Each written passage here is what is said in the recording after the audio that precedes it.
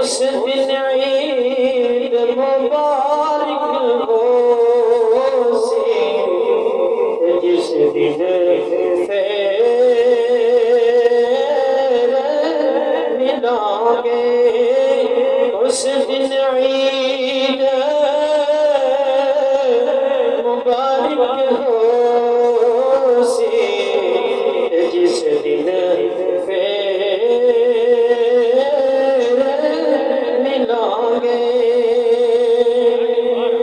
और आखिरी शेर हज़रत मियां मोहम्मद बख्श आरफ़े खड़ी हुई कश्मीर रहमतुल्लाह अलैह।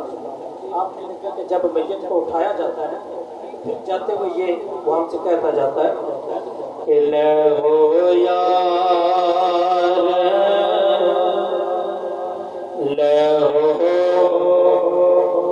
यार हवाले रब दे